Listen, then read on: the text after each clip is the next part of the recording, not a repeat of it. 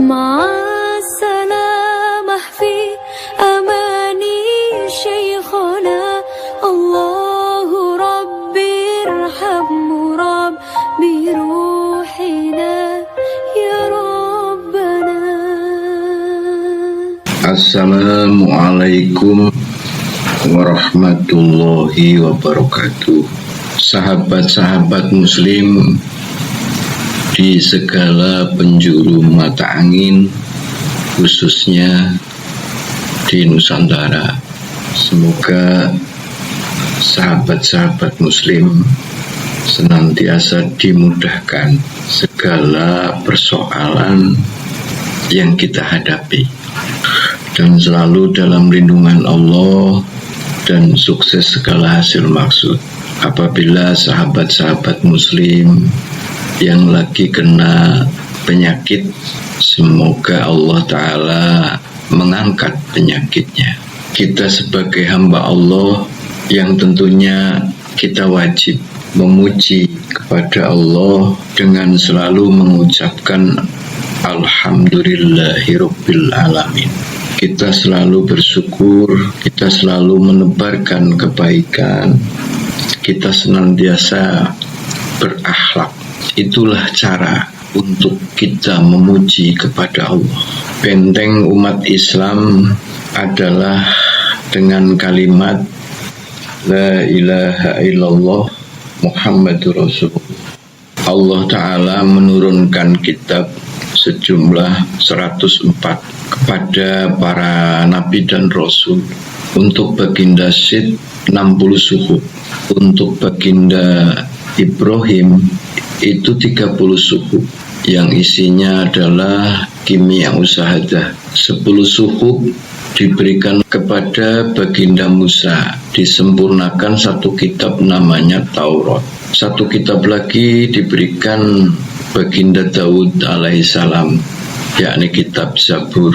Dan satu kitab lagi diberikan oleh Allah kepada baginda Isa, yakni kitab Injil, yang isinya di situ adalah pengobatan.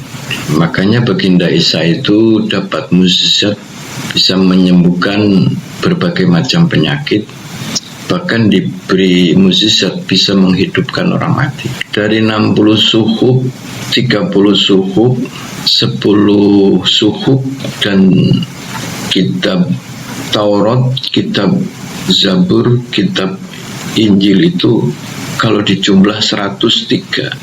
103 ini terkumpul di dalam Al-Quran yang diberikan kepada Nabi akhir zaman, yakni baginda Muhammad Rasulullah Sallallahu Alaihi Wasallam, yang isinya 30 juz dan 114 surat, dan di situ 6.666 ayat. Di dalam Al-Quran ini yang 30 juz itu diringkes di dalam surat Al-Fatihah, ada 7 ayat. Di dalam surat Fatihah ini diringkes lagi di basmalah, Bismillahirrahmanirrahim, yang jumlah hurufnya ada 19 huruf. Di Bismillahirrahmanirrahim ini diringkes lagi di dalam baknya Bismillah. Di situ di dalam titiknya baknya Bismillah. Bika nama kana wabiyakun mayakun. Sebab adanya saya, kata Allah, sesuatu timbul ada, dan sebab adanya saya sesuatu timbul ada.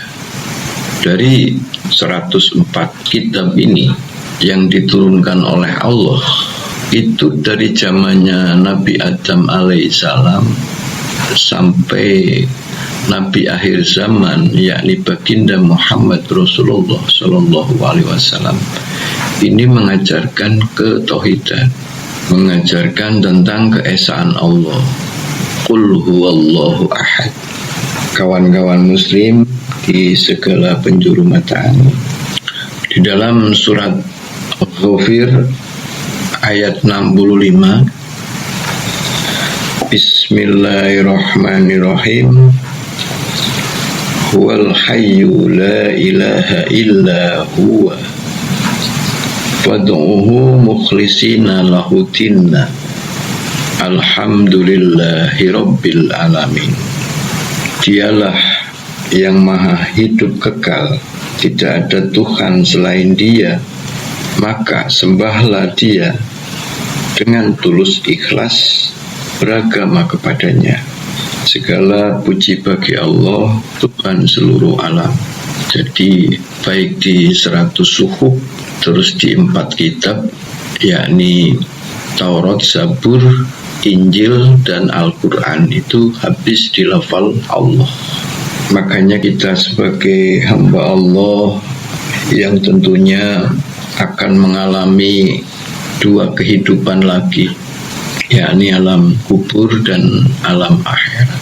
Meski kita sebagai umat Rasulullah sudah dijamin pasti kita selamat, pasti kita masuk surga, karena kita telah diberi kunci oleh Allah melalui baginda Muhammad Rasulullah dengan Miftahul Jannah la ilaha illallah.